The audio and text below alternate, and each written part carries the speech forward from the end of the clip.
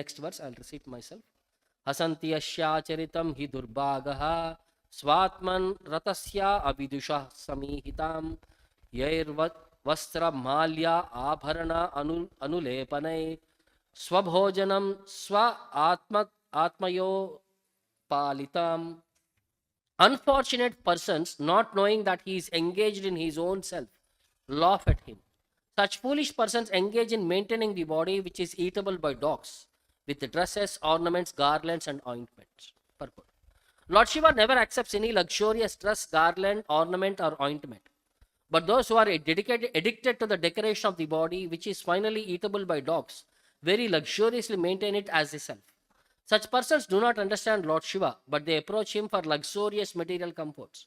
There are of two kinds of devotees of Lord Shiva. One class is the gross materialists seeking only bodily comforts from Lord Shiva, and the other class desires to become one with him.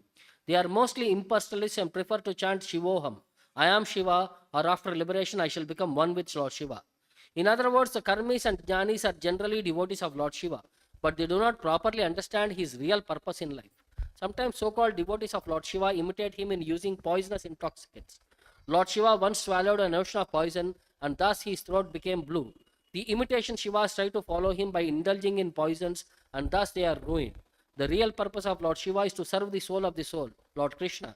He desires that all luxurious articles such as nice garments, garlands, ornaments, and cosmetics be given to Lord Krishna only, because Lord Krishna is the real enjoyer. He refuses to accept such luxurious items himself because they are only meant for Lord Krishna. However, since they do not know his purpose of Lord Shiva, foolish persons either laugh at him or profitlessly try to imitate him. Thus ends the Bhakti Vedanta purport. So here we are continuing with glorification of Lord Shiva by Kashyapa Muni. He is saying here again, Yashya anavadya achiritam manishinaha, great souls. Yashya anavadya acharaniha, they follow in his footsteps of his character. Grinanti avidya patalam bibitsavaha. What do they want to do by following him? They want to dismantle the materialistic association, the tangles of material entanglement. Nirasta samya atishoyopi atsvayam. There is nobody equal to him or greater than him in this material world.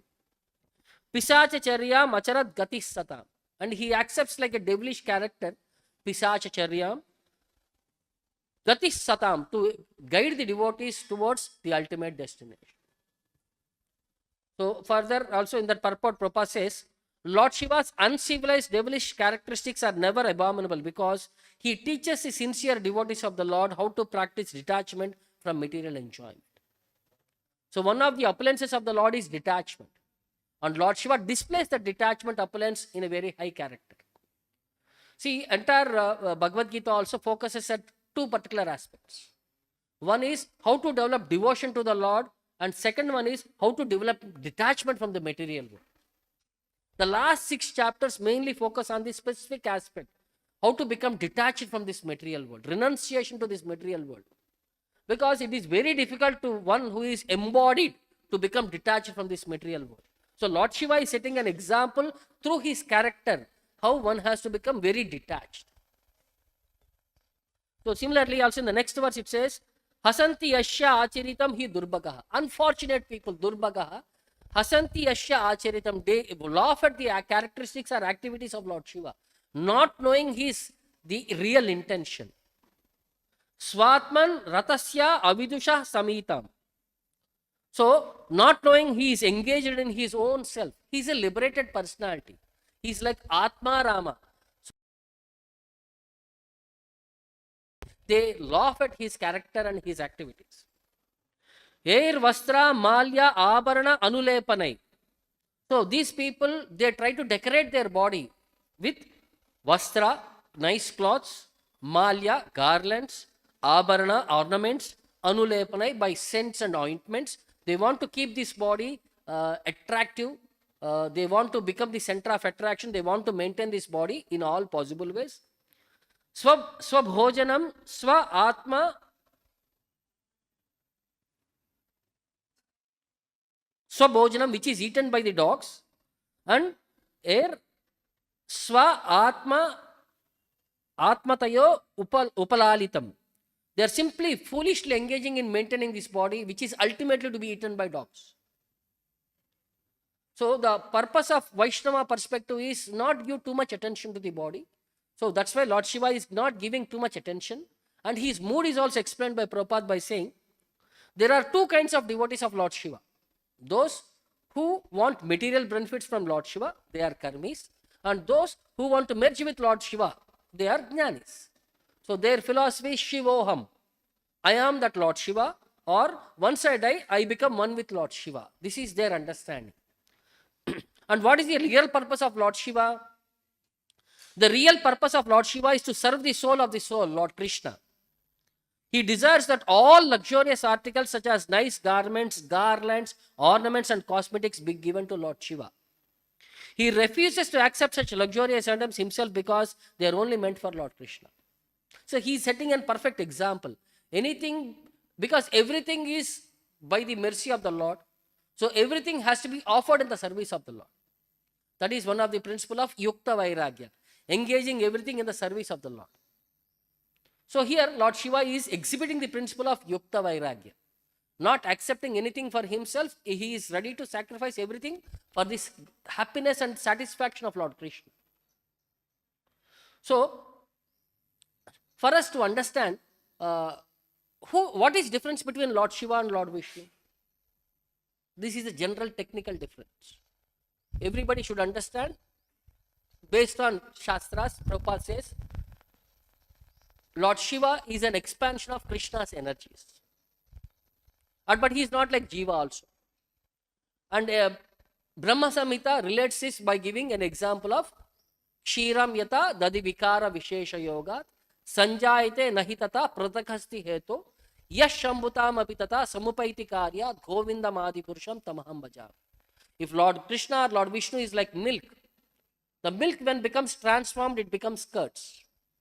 So they are in protein content, their milk and curds are same thing. But the milk has many other tendencies which curds does not have. So it is almost like milk, but it is not like milk. So in that way, Acharyas explained, the consciousness is of two kinds, independent consciousness and dependent consciousness. So independent consciousness or supreme consciousness or the controller of everyone is fully independent and he is all pervasive. That is Paramatma, the Supreme Lord Vishnu. He is all pervading and he is all independent. The subordinate consciousness or dependent consciousness is present in the body in the form of Jiva. So, the supreme consciousness is Lord Krishna and the subordinate consciousness is Jiva Tattva. And the subordinate consciousness, Jiva, is always under the control of the supreme consciousness. Next, the supreme consciousness is further divided into two classes. One is that which is beyond illusory energy, which is beyond Maya's jurisdiction, that which voluntarily accepts the influence of Maya for executing universal affairs. The supreme consciousness, again two categories, that which is beyond the jurisdiction of Maya, that which voluntarily accepts the influence of Maya for executing universal affairs.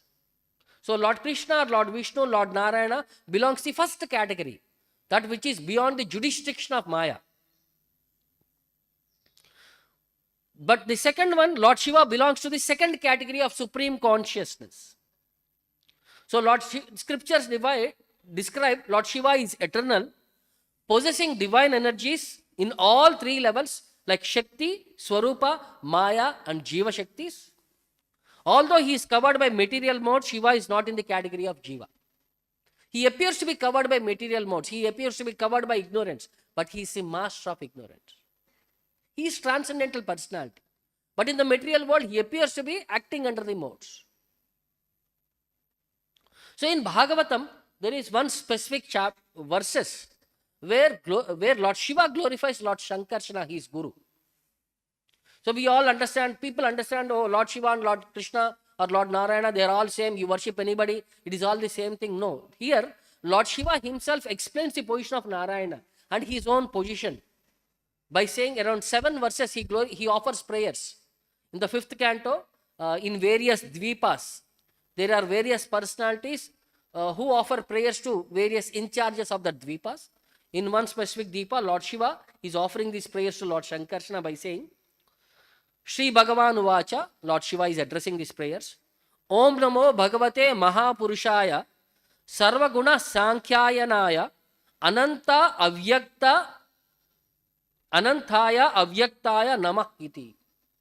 He's saying, O my Lord, Mahapurushaya, O Supreme Lord, Om Namo Bhagavate Namah Iti. I offer my respectful obeisances unto that Shankarshana, who is Sarvaguna Sankhayanaya, who is a reservoir of all transcendental qualities.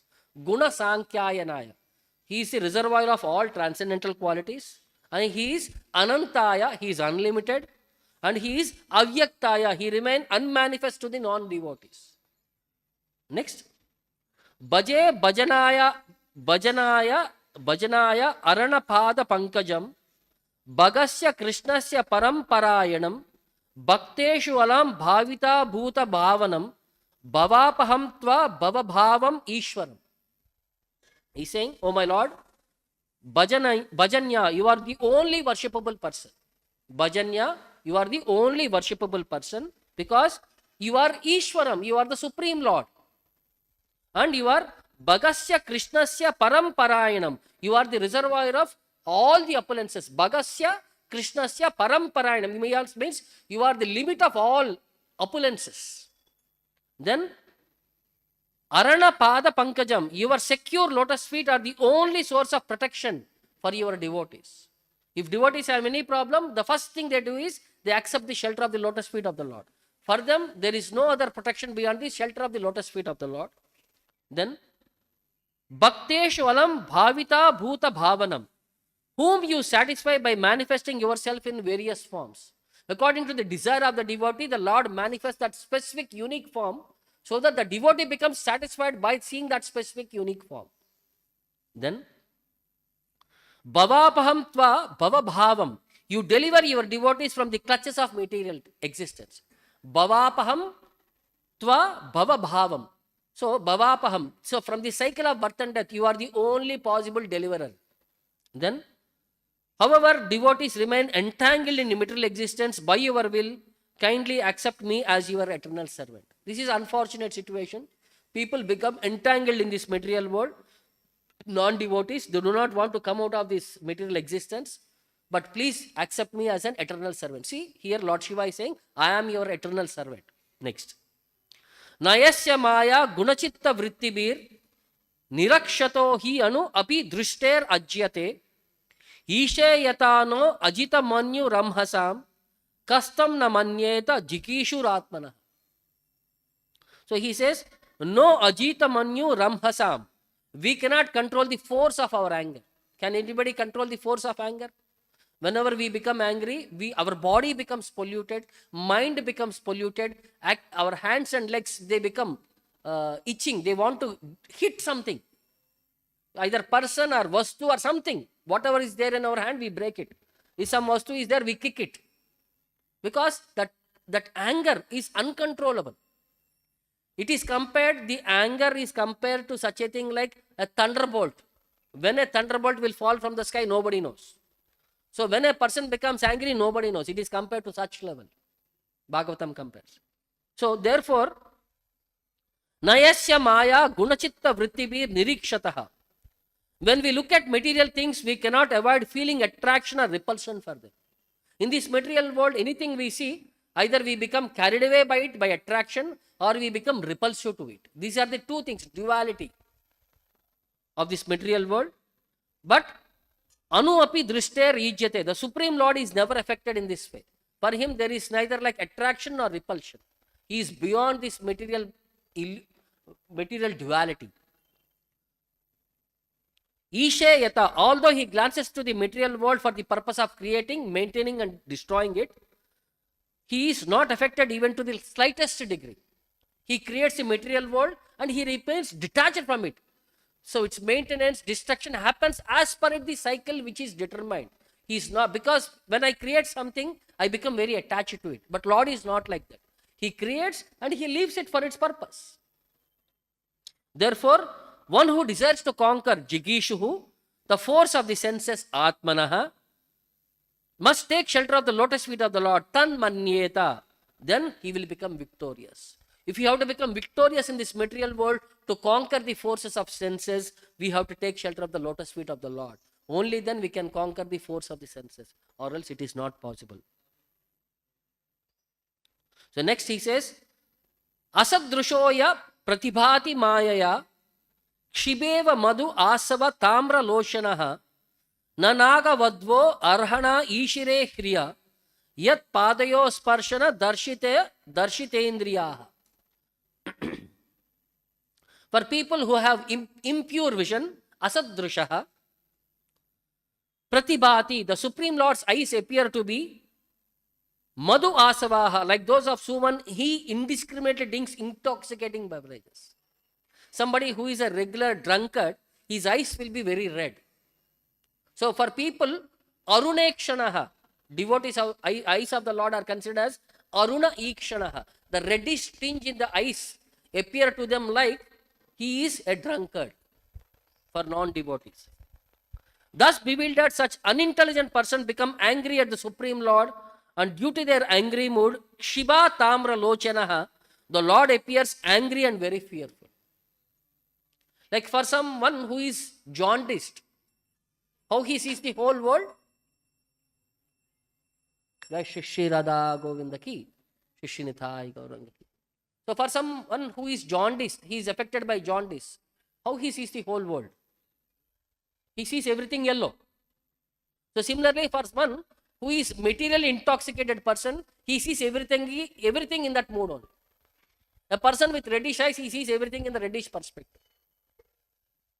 There was one example in this perspective. Once Eknath Maharaj was reciting Bhagavatam. So in that perspective, not Bhagavatam, Ramayanam, Sundarakanda he was explaining. So whenever Eknath Maharaj used to recite Ramayana, Hanuman used to come and sit in that audience. So this was one particular situation where Eknath Maharaj was explaining the beauty of Ashokavana. What are the trees, what are the flowers, specific technicalities he was explaining of Ashokavana. See, he was saying about one specific flower which is very white and very fragrant, which Sita Devi likes it very much. So when Eknath Maharaj said that specific flower is white, Hanuman said, no, that flower is very reddish. It is not white. So the argument continued. He saying, I am seeing here, Eknath Maharaj is saying, I am seeing the scripture here written by Valmiki, I am reading here. Hanuman is saying, I have live audience. I am the person who saw that flower there. No, both of them, the quarrel became so severe, both of them went to Lord Ramachandra. They went and asked Ramachandra whether that flower is red or it is white. Ramachandra said, I never visited Lanka. I never visited Ashokavana, the specific part. So we will ask Sita, Mother Sita, because she was personally there. When Mother Sita was asked, she said that flower is bluish. Now everybody is confused. One is saying blue, one is saying white, one is saying red. So then Lord Rama says, all three of you are correct. How? So Eknath Maharaj is in Sattva Guna. He is explaining about the natures. In true reality, it is white only.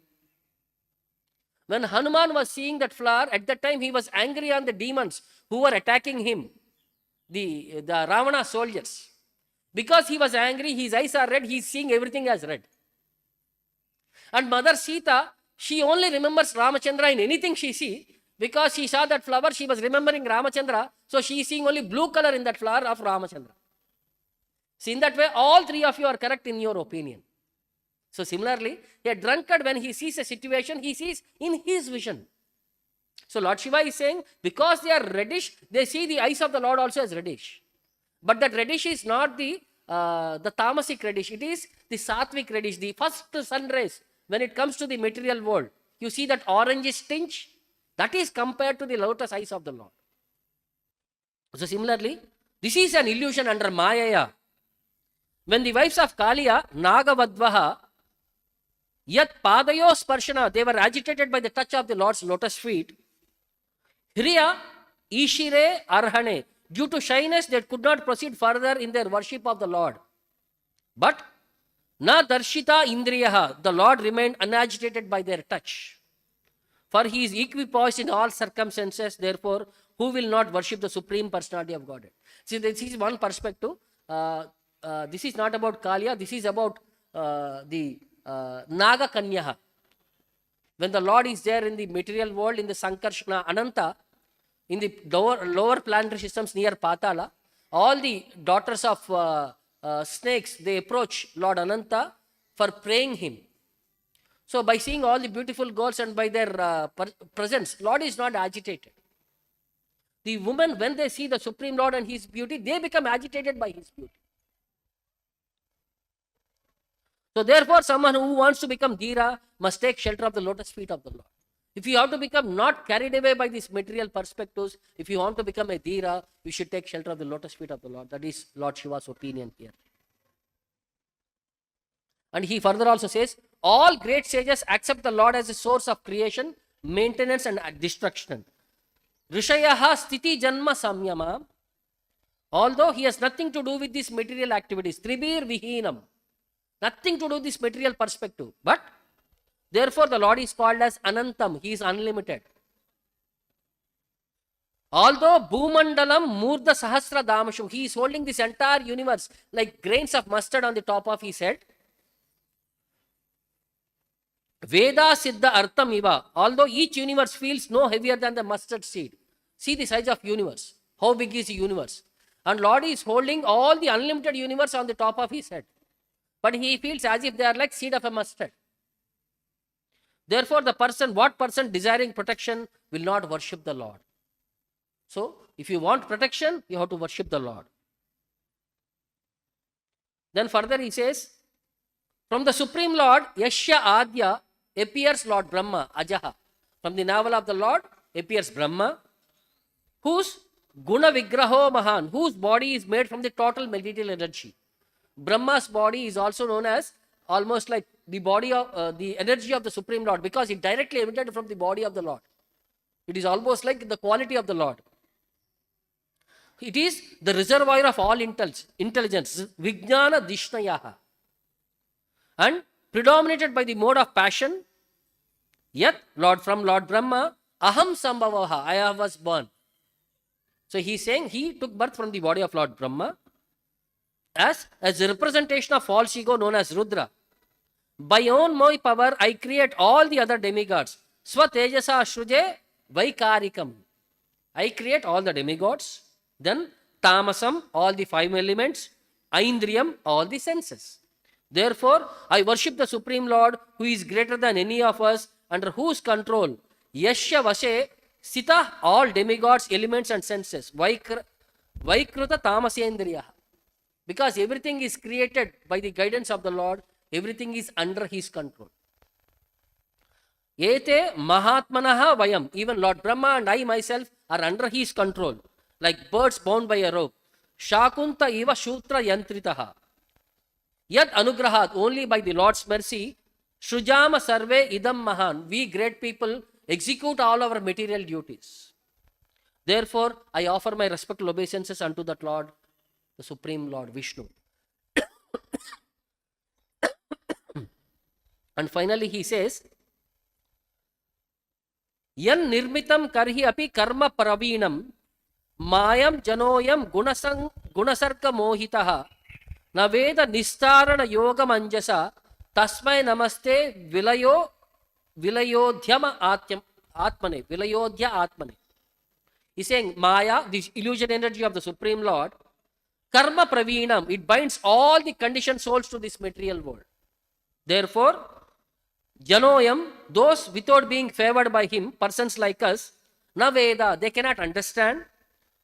Nistarana yogam gunasarga mohitaha, being influenced by that illusion energy, they do not know how to come out of this illusion. So, tasmai namaha, therefore I offer my respectful obeisance unto the Lord, who is Vilyodaya Atmane, who is the cause of this creation and annihilation.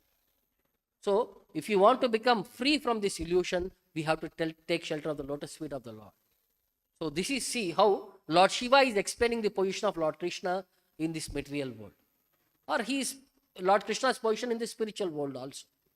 So if you have to become free from this material world, we have to take shelter of the lotus feet of Lord Krishna or Lord Vishnu, or else there is no other option.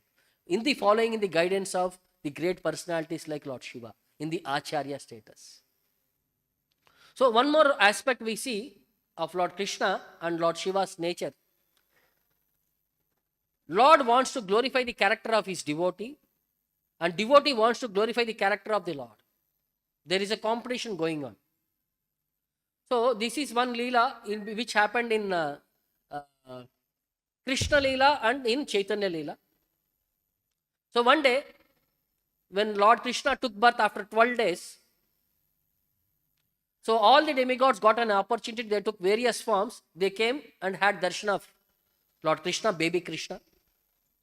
So Lord Shiva also desired that he wanted to have darshan of baby Krishna. So if you see the body of Lord Shiva, he wears a tiger skin, bhasma sprinkled everywhere, 3 eyes, a garland of snakes, and a belt of scorpions, and looks like very different person. So he sees, if I go in this form, nobody will come near me. They will all run away. Even Mother Yashoda, even that baby also will run away. So he thought, let me form into a form of a Brahmana. Let me transform. So he transformed himself into a Brahmana. And when he started walking, when he came near Vrindavana, Gokul, he came back to his own form. He became again Lord Shiva. He said, my form does not work in Vrindavan. I cannot transform myself. But what to do? He is desperate to have darshan of Lord Krishna. So he goes to Gokul. He knocks on the door of Mother Yashoda and he says, Bhavati Bhikshan Dehi. So as soon as the sound is heard, Mother Yashoda, at that time, Mother Yashoda, Lord Krishna was playing the pastime on the lap of Mother Yashoda. And Mother Yashoda kept the baby boy aside and she came to the door and she asked, my dear Sadhu, what do you want? So by seeing the nature and form of Lord Shiva, Mother Yashoda was disturbed very, very much. And she was thinking, if my small boy sees his form, he will cry for 2 days. Such a different form, such a ghastly form. And Lord Shiva is saying, I don't want anything in material. I just want to see your baby boy. Mother Yashoda said, this is not possible. I am not going to show you at all. Then Lord Shiva said, if you don't show me, I am not going to go away from here. Then Mother Yashoda said, even if you don't go away, if you sit for 10,000 years, 20,000 years, I will not come this side at all. I will keep this door open and I'll break the house in some other direction and I'll keep my door entrance in some other direction. I'll never see that my son comes this side at all.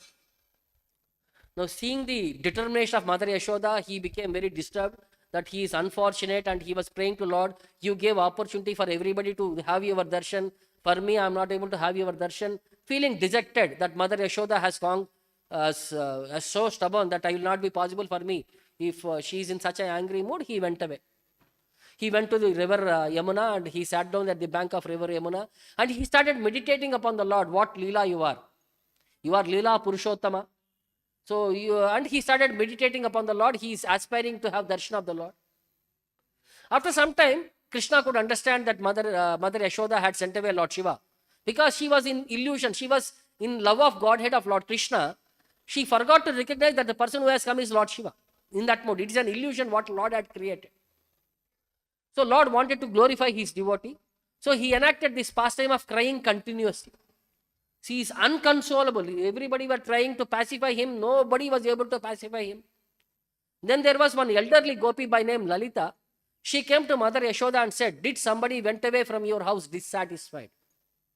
Mother Yashoda said, yes. There was one person who had come. He does not want any bhiksha. He wanted to have darshan of my baby. I said, it is not possible in this lifetime. So he went away. So then she said, how does that person look like? Mother Yashoda explained what is his characteristics. He is like explained that it is Lord Shiva. So then that Lalita said, no, I think he is dissatisfied. That's why this baby is crying. We should immediately pacify him or else this baby will be crying. So she went out and she finally found Lord Shiva near the bank of river Yamuna. She brought him home.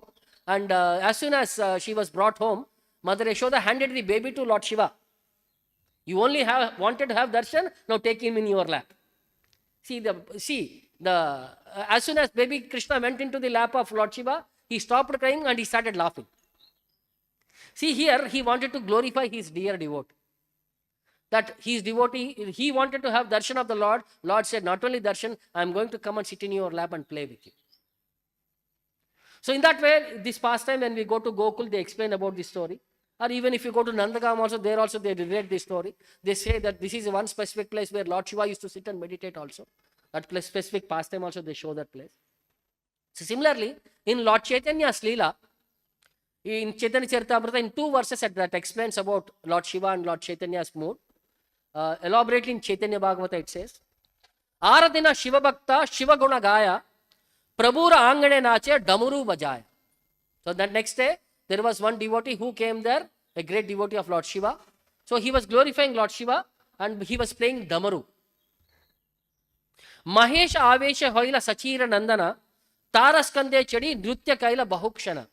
In the mood of Lord Shiva, Chaitanya Mahaprabhu climbed onto the shoulders of that person and he started dancing for a long time. Achintya Avesha say Bujhana Nayaya Yakana Ye Hoya say Apurva Dhekaya. No one could understand the inconceivable mood of the Lord. Whatever mood he assumed, he appeared most enchanting. Ekadina Asi Eka Shivera Gayana Dambura Bajaya Gaya Shivera Katana. So this is from Chaitanya Bhagavata. So one day there was a devotee of Lord Shiva who had come there and by his Damaru he was glorifying the qualities of Lord Shiva. Aila Karite Bhiksha Prabhura Mandire Gahaya Shivera Gita Vedi Nrutya Kare. So he came into the front of house of Lord Chaitanya Mahaprabhu and he began to dance in a circle while singing a song about Lord Shiva. Shankarera Gunasuni Prabhura Vishwambara Haila Shankara Murti Divya Jatadara. So he immediately became like Lord Shiva by hearing the glories of Lord Shiva. Ekalamfe Ute Dara Kandera Upara Hunkara Kariya Bore Muni say Shankara. In one jump, he climbed onto the shoulder of that person and he said, I am that Shankara. Now go on singing. Keha deke Jata Shinga Damuru Bhajaya Bola Bola Mahaprabhu Bolaya Sadaya. People saw Mahaprabhu with matted locks of hair and playing a horn and Damuru drum as he is continuously exclaiming, go on singing, go on singing. Te Mahapurusha Yata Shiva Gita Ghaila Paripurna Palatara Ekatra Paila. So whatever glorification of Lord Shiva that great personality ever sang now bore its full fruit. Seita Gaila Gita Niraparade Gaurachandra Arohana Kaila Taraskande. Since that singer sang without offense, Gaurachandra climbed on his shoulders. This is the phala to have mercy of Lord Vishnu upon that person. Bahyapai Namilena Prabhu Vishwambara Apane Dilena Bhikshi Julara Bitara. So when he came to external consciousness, he came down from the shoulders and personally placed arms in that person's back. Krutarda Haya Say Purusha Chalila Haridvani Sarvagane Mangala Utila. Being fully satisfied, the singer left. All the devotees chanted names of Hari. So here, Lord Shiva's mood, Lord Vishnu accepted. So in that way, Lord always wants to glorify his devotees and devotees always wants to glorify the Lord. In that way, this competition ever goes on. So here, it is said Lord Shiva is not, there was nobody equal to or greater than Lord Shiva. In the material context, no jiva is equal to him or no jiva is capable of greater than him. Lord Shiva is unique in his own position. So only foolish persons cannot understand his activities. They try to imitate him, but it is only for their own destruction. So we have to be very careful. We have to imitate means we have to anukarana, anusarana. Anukarana means imitation. Anusarana means to following in his footsteps. So we have to follow in his footsteps, not imitate him. That is the principle what we understand here. I'll stop here. Any questions or doubts? ग्रंथराज Shrimad Bhagavatam की जगत गुरु शिला प्रभुपाद की हिताय गौर प्रेमानंद।